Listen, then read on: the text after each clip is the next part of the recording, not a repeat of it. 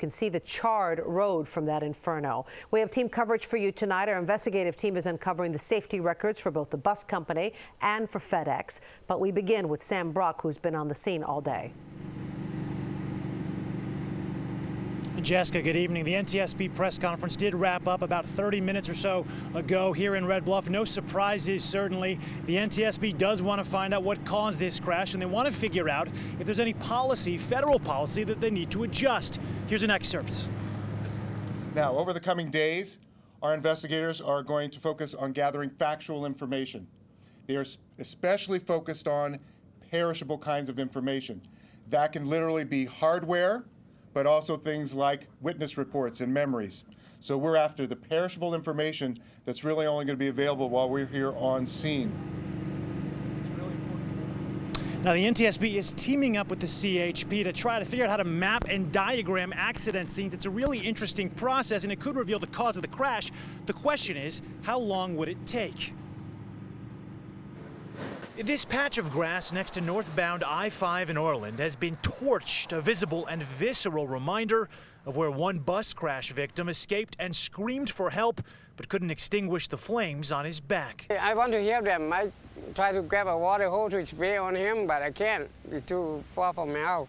The reality is a grim one for those affected by the collision. 10 deaths, nearly 36 injuries, though many of those folks have now been released, and no answer for what caused a FedEx driver to swerve into oncoming traffic. We don't know whether the FedEx driver had fallen asleep, whether he experienced a mechanical failure with his vehicle, or whether there was a separate collision on the southbound side that caused him to lose control. But CHP's investigation unit, called MATE, teaming up with the NTSB, now has a beat on how to bring closure to the cause of this horrific accident, recreate the scene using a fancy system that maps and diagrams the accident. We take the tire marks, the gouge marks, the trajectory of the glass, every little detail that you can think of, we take and take all of that data and put it together in order to determine the exact movement of the vehicles and causes of the crash. The downside? It takes time. CHP says it could be anywhere between 3 and 6 months before we learn the exact cause of the crash.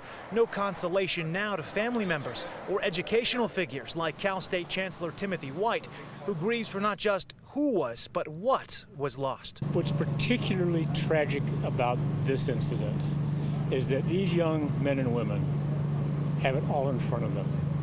They're first generation in the main. They are students from underserved communities. Most, if not all, were students of color. But we are particularly saddened deeply to our soul with this particular accident.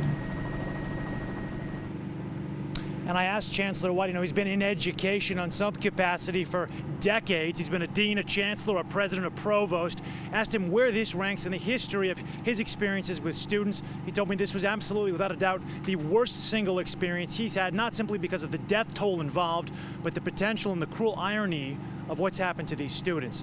Reporting live from Red Bluff, I'm Sam Brock, NBC Bay Area News. Sam, thank you. Thanks very much, Sam. We're learning more about some of those killed in the crash.